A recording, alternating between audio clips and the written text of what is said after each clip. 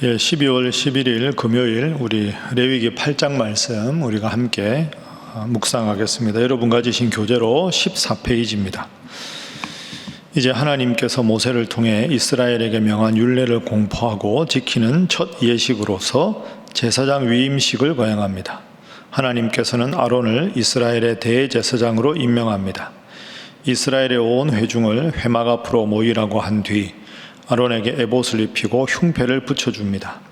흉패 안에는 하나님의 뜻을 묻는 데 사용하는 우림과 둠밈을 넣습니다. 또한 그 머리에 관을 씌우고 금패를 붙여주었습니다. 이로써 아론과 그 아들들이 이스라엘을 대표하면서 동시에 책임을 지는 영적 지도자들이 됩니다. 이 위임식 제사는 7일간 진행됩니다. 하나님께서는 아론과 그 아들들에게 회막문 안에 머물며 여호와께서 지키라고 하신 것을 하나씩 준행하라고 명령하십니다.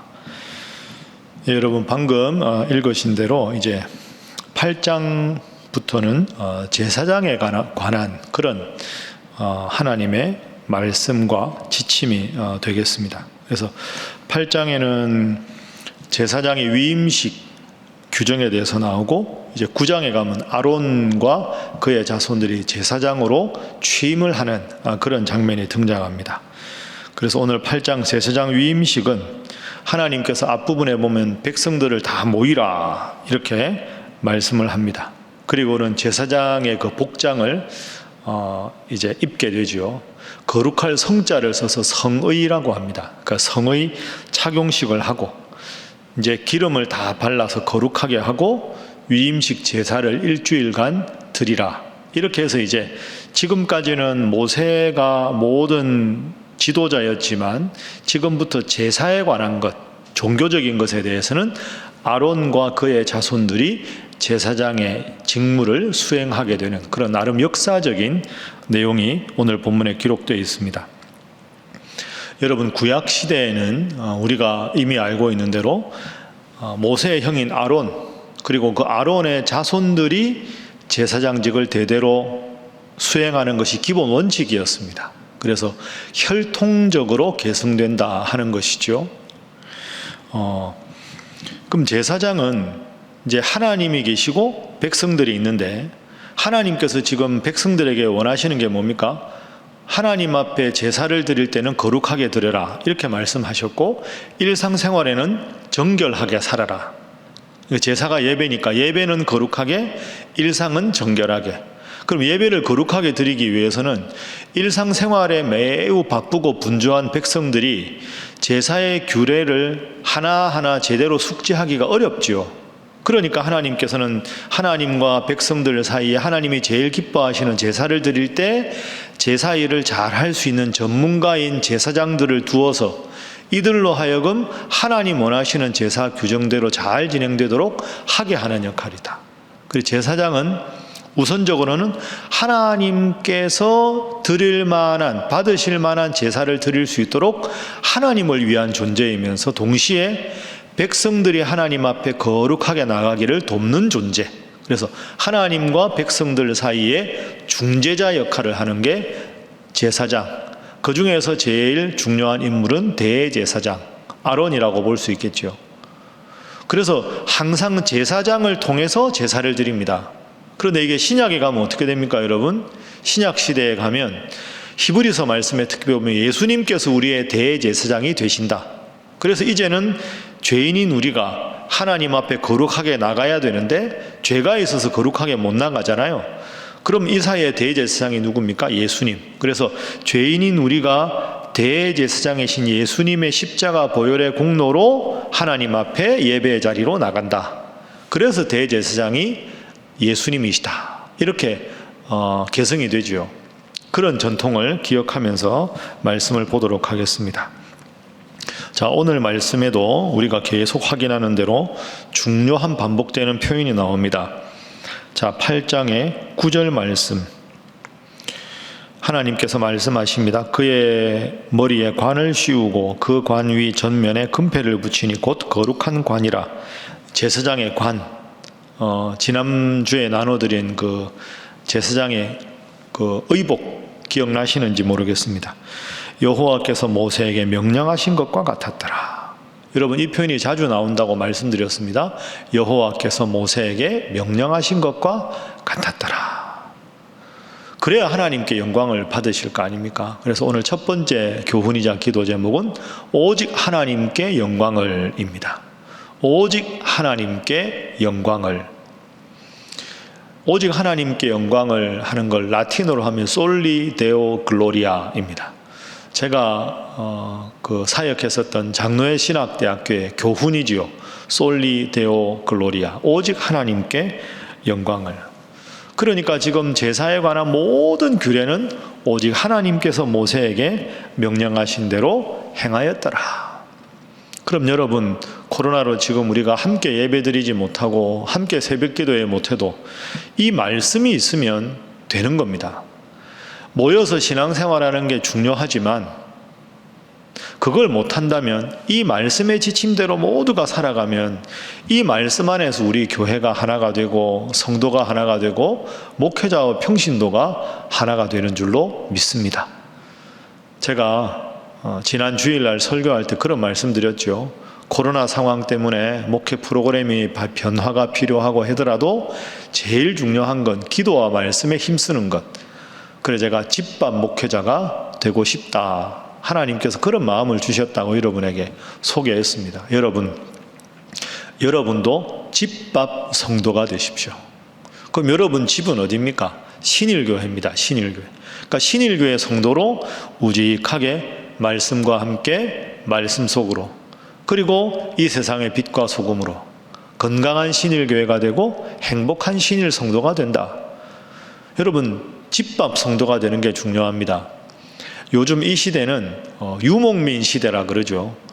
목초가 있는 곳 이곳을 갔다가 또 저곳을 갔다가 하는, 농촌처럼 정주하는 게 아니라 이곳저곳을 가는.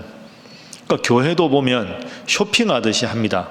온라인으로 이 교회에 들어갔다가 저 교회에 들어갔다가.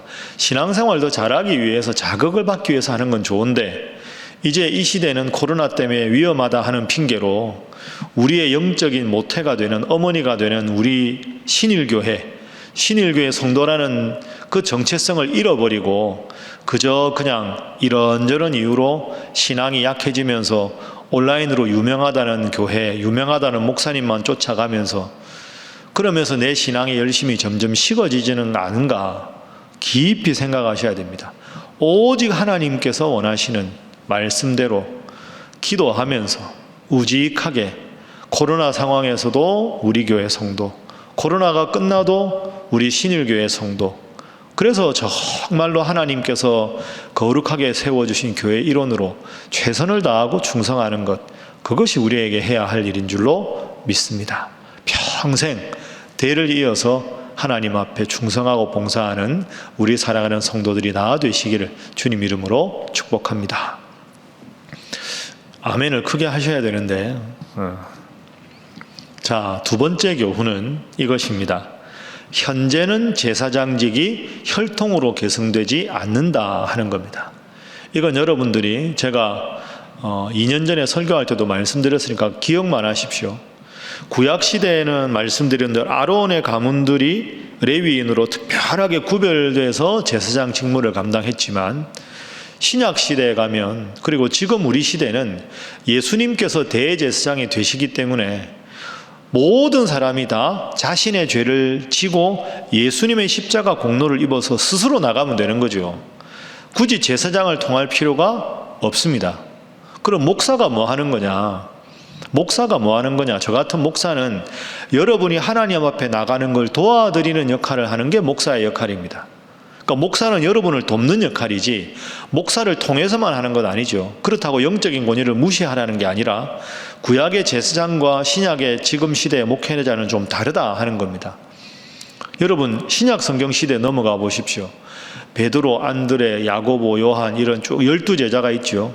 그 12제자가 혈통으로 계승이 됐습니까? 베드로 아들이라고 예수님 제자가 되고 지도자가 됐습니까? 안드레 아들이라고 그런 거 없습니다. 그리고 신약 성경의 사도행전에 보면 7집사를 뽑습니다. 스데반, 빌립, 브로고로 해서 7명이죠. 그 아들들이 초대교회 지도자라는 게 있습니까? 아닙니다. 그러니까 혈통으로 계승되는 건 구약시대지 신약시대 이후에는 하나님께서 성령의 충만한 자를 교회 공동체를 통해서 선임하는 것, 그것이 직분의 계승이지 혈통의 계승이 아니다. 그래서 아버지가 훌륭한 크게 목회하셨다고 해서 그 교회가 아들을 목사로 모신다. 담임 목사직 세습, 그 잘못된 겁니다. 성경적이지 않습니다. 구약 전통에 따라서는 그러지 모르지만 구약이 재해석된 신약의 전통에서는 그게 맞지 않습니다. 여러분 깊이 생각하십시오. 새벽기도 시간이라 많은 걸 말씀드릴 수 없지만 교회의 주인은 하나님입니다. 하나님께서 성도들의 마음에 합한 분을 해주시는 거지, 교회가 거기밖에 없는 것도 아닌데 굳이 자신의 아들, 딸을, 그리고 아는 목사님 댁에 이렇게 교차로 해서 세습을 하고 서로 교회, 그건 바람직하지 않습니다. 이번에 우리 교회도 목사님 한 분 선임할 때 제가 청빙 공고 낼 때 그렇게 썼습니다. 청빙을 위해서 개인적인 모든 전화는 사양합니다. 여러분 그렇죠. 저 친구도 목사님들이 많죠. 저 아는 훌륭한 목사님들 많은데 그런 제가 잘 아는 목사님이라고 친분관계를 이용해서 부목사님들을 선임하면 그렇지 않은 부목사님들이 또 여러 가지 본의 아니게 상처를 입지 않겠습니까? 여러분 교회의 일은 공정하고 정의로워야 합니다. 앞으로도 그렇게 최대한 노력하겠습니다. 여러분들도 믿어주시고 한 마음으로 그렇게 해주시기 바랍니다. 세 번째 오늘 본문의 교훈은 이것입니다. 위임식은 온 회중과 함께 한다 하는 것이죠. 자, 8장 3절 말씀 봅니다. 하나님께서 말씀하셨습니다. 온 회중을 회막문에 모으라. 하나님의 거룩한 회막문 앞에 이제 아론과 그의 자손 제사장들의 위임식을 하는데 온 회중을 모으라. 출애굽한 인구가 200만 명이니까 뭐 200만 명 앞에 다 모일 수는 없었겠지만 많이 운집했겠지요. 그러니까 하나님 앞에서 제사장이 위임식을 할 때 온 회중이 모이라 하는 것은 이 제사장과 온 백성이 한 마음으로 하나님을 섬기라, 이런 뜻이 됩니다. 그러니까 세 번째 기도 제목은 모두가 한 마음이 되게 하소서 하는 겁니다. 제사장은 백성들이 제사를 잘 드리도록 돕고 백성들은 제사장을 도와서 제사장이 생활에 지장이 없도록 지원하고 제사장의 권위를 존중하고 그래서 하나님을 잘 섬기는 것, 그것이 필요한 것입니다. 교회도 마찬가지입니다. 여러분들이 저를 믿고 제가 여러분들의 존중을 받아야 교회가 잘 되는 것이죠. 이런저런 잘못된 소문이나 억측이 연말 되면 나기 참 쉽습니다. 뭐 이렇다더라 저렇다더라, 이렇다더라 저렇다더라가 한 단계 더 지나면 이랬다 저랬다 하면서 이게 억측이 사실로 돼버리면서 꼬리에 꼬리를 물고 잘못된 추문이 생기기가 쉬운 때가 지금입니다. 제가 여러분들에게 말씀드렸습니다. 하나님께서 저를 신일교회 담임 목사로 부르셨습니다. 여러분 앞에 바른 목회자가 되도록 하겠습니다. 여러분도 당회를 믿고 저를 믿고 우리 모두의 주인이신 한 하나님 앞에서 하나가 되는 것, 그것이 필요합니다. 오늘 말씀, 아론과 그의 자손들을 제사장으로 위임할 때 온 회중들이 모여서 하나님의 영광 앞에서 한 마음으로 축하했던 것처럼 앞으로도 당분간 비대면 예배가 계속되지만 항상 우리 신일교회 강단에서 흘러나오는 말씀을 사모하시고 말씀을 지키시고 교회의 성도로서 자긍심을 가지시고 신일 성도로서 한 마음으로 믿음 생활 잘 하시고 여러분의 이 아름다운 신앙이 자자손손에게 이어지는 복된 믿음의 가문 되시기를 주님 이름으로 축복합니다.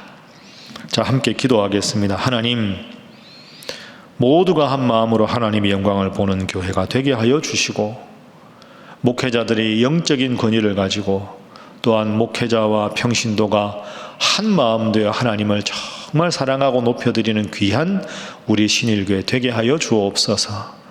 연말에 새롭게 청지기로 임명받는 분들에게도 하나님 지혜와 능력으로 함께 하시고 함께 모여 예배하지 못하는 어려운 상황이라 할지라도 성도들이 한 마음으로 교회에 대한 긍지를 가지고 우리 신일교회 주인이 하나님을 더 잘 섬기는 든든히 서가는 우리 신일교회 되게 하여 주옵소서. 온 성도들이 영육간에 강건하게 하여 주옵소서.